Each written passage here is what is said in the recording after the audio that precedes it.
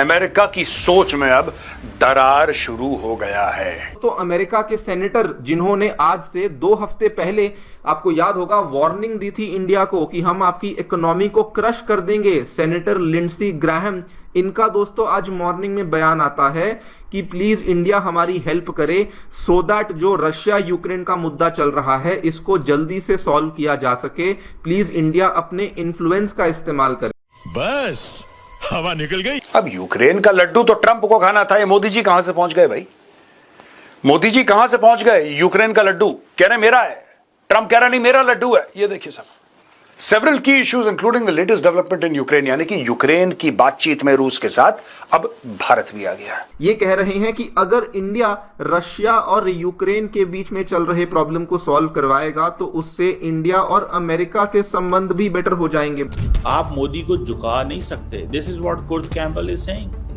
Trump को समझने के लिए पहले ये समझना कि उसने पहले टर्म में क्या गलतियां की। देखिए, पहले टर्म और सेकंड टर्म के एजेंडा में कोई फर्क नहीं है। It is the same thing. Bharat से पंगा लेकर डोनाल्ड ट्रंप चौतरफा घिरते जा रहे हैं। खुद अमेरिका में ट्रंप के खिलाफ माहौल बनने लगा है। इसके अलावा ग्लोबल लेवल पर भी ट्रंप के खिलाफ 4 देशों की चौकड़ी इकट्ठा होने लगी। अमेरिका के ही यहाँ पे सीनियर लोग कह रहे थे कि इंडिया तो जी एक ग्रेट ग्लोबल एक्टर नहीं है, इंडिया तो जी डेड इकोनॉमी है। लेकिन आज जब ये लोग हेल्पलेस फील कर रहे हैं, क्लूलेस फील कर रहे हैं, तो ये इंडिया की ही शरण में आए हैं और कह रहे हैं कि इंडिया अपना इन्फ्लुएंस इस्तेमाल करे और जैसे तैसे करके इस मुद्दे को यहाँ पे खत्म करे।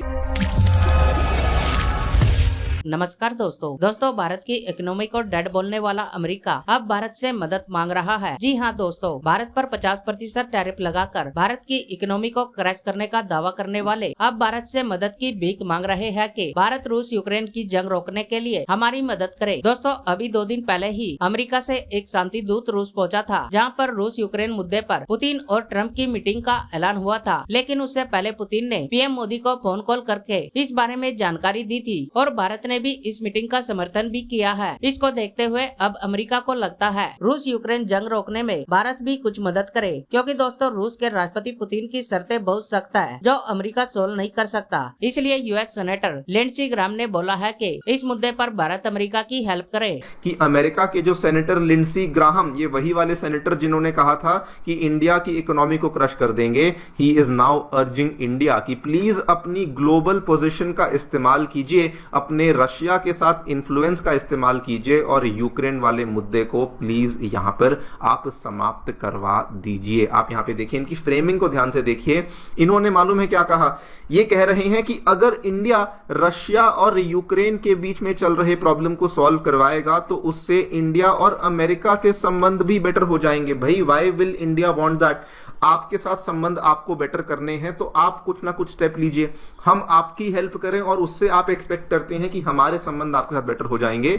How is this? ये कैसी इक्वेशन है? ये मुझे समझ नहीं आया। बट यहां पर अगेन अमेरिका की एरोगेंस और अमेरिका का जो इतना बड़ा ईगो है वो क्लियर कट नजर आता है और ये बहुत बड़ी आयरनी बन जाती है। बिकॉज इन्होंने नहीं कहा था कि हम आपको क्रश कर देंगे, ये कानून लेकर आए थे sanctioning Russia act of 2025, India China Brazil के ऊपर हम लोग बड़े बड़े स्टेप्स लेंगे। और अमेरिका के ट्रेजरी सेक्रेटरी ने दावा किया था कि इंडिया तो जी ग्रेट ग्लोबल एक्टर नहीं है बिकॉज ये अभी भी रशिया के साथ व्यापार कर रहा है। लेकिन फिर भी दोस्तों अब ये आकर के कहते हैं कि नहीं नहीं प्लीज आप लोग हमारी हेल्प कीजिए, जबकि अगले हफ्ते इनकी मीटिंग है और उसमें India is not invited. But फिर भी ये यहां पे कह रहे हैं कि आप लोग हमारी हेल्प कीजिए। क्वेश्चन कि इंडिया के पास सडनली ये लोग क्यों आए हैं? क्लियरली दोस्तों, ना तो टैरिफ्स का थ्रेट्स यहां पे काम किया है, ना सैंक्शनिंग का प्रोसेस यहां पे काम किया है। America is again feeling helpless and clueless. And कल दोस्तों मैंने एक वीडियो बनाई थी जिसमें डोनाल्ड ट्रंप की तरफ से एक रिपोर्ट सामने आई थी कि शायद वो पुतिन के साथ मिलकर के यूक्रेन की टेरिटरी को बेचने वाले हैं without even consulting Ukraine, without even consulting Ukraine के प्रेसिडेंट। एंड उस चीज को लेकर आज मॉर्निंग में अपडेट आया है, यूक्रेन के प्रेसिडेंट ने साफ साफ बोल दिया है कभी भी अपनी जमीन को हम लोग यहां पे नहीं छोड़ेंगे, भले यहां पे ट्रंप पुतिन जो भी मुलाकात करते रहे, कैसे भी करते रहे। तो क्लियरली अब दोस्तों डोनाल्ड ट्रंप को यूक्रेन ने भी आइसोलेट करना शुरू कर दिया है। एंड अमेरिका ये चाहता है कि इंडिया रशिया के बीच में जो संबंध है उसका इस्तेमाल करके किसी ना किसी तरीके से इस युद्ध को यहां पे रोका जाए, जो कि अगेन बहुत आयरॉनिकल बन जाता है बिकॉज अमेरिका इन्हीं इंडिया और रशिया के संबंधों को लेकर नाखुश था, लेकिन आज उन्हीं संबंधों का इस्तेमाल करके दे वांट कि किसी ना किसी तरीके से इसको हम लोग यहाँ पर रोक सकें। क्लियर कट दोस्तों, अमेरिका यहाँ पे डेस्परेट हो चुका है, बिकॉज उनके जो लोग हैं वो इस चीज के खिलाफ हो चुके हैं। वो भी कह रहे हैं कि अमेरिका क्यों इसमें इन्वॉल्व है, बल्कि अमेरिका के ऊपर इकोनॉमिकली बहुत बड़ा प्रेशर बन रहा है, बिकॉज जब पिछले 3-3.5 साल से आप किसी एक कंट्री को यहाँ पे आर्म्स सप्लाई कर रहे हैं तो ऑब्वियस सी बात है कि आपके रिसोर्सेज पर भी इसका बहुत बड़ा बर्डन है जो कि आता ही है। ट्रंप को समझने के लिए पहले ये समझना कि उसने पहले टर्म में क्या गलतियां की। देखिए, पहले टर्म और सेकंड टर्म के एजेंडा में कोई फर्क नहीं है, it is the same thing.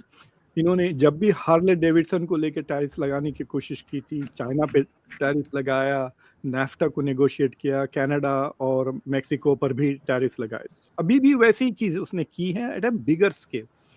लेकिन फर्क ये है कि he learn how to get things done.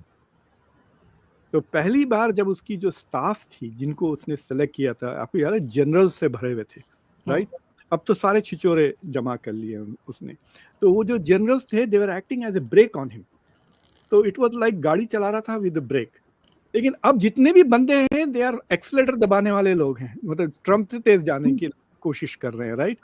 So he has collected people who will do what he wants. जैसा कि पाक बॉन्डी को ले लें या जेडी वैंस को ले लें या किसी को भी ले लें आप, they are on the agenda and they are trying to push it.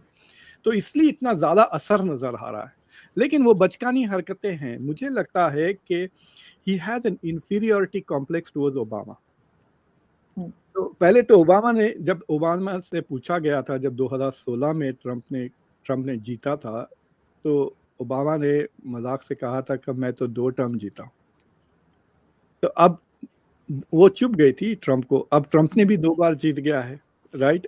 अब how is he going to equal Obama? By winning the Nobel prize, right? अब उसके लिए एक एजेंडा, साइड एजेंडा कह सकते हैं आप, कि we should try and get him in Nobel prize, और नोबेल प्राइज के लिए they want to promote him as a president of piece.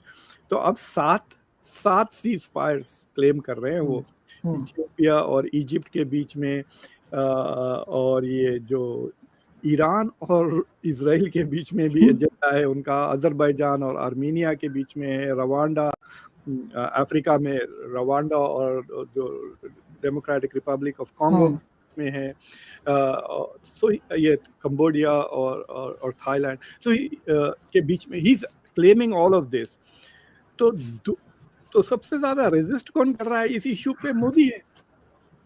Modi तो कह रहे हैं कि नहीं हुआ। पाकिस्तान ने तो बहुत ही स्मार्ट मूव किया कि एक्सेप्ट कर लिया कि ट्रम्प का इंटरवेंशन वाज क्रिटिकल, और नॉमिनेट भी कर दिया उनको नोबेल प्राइज।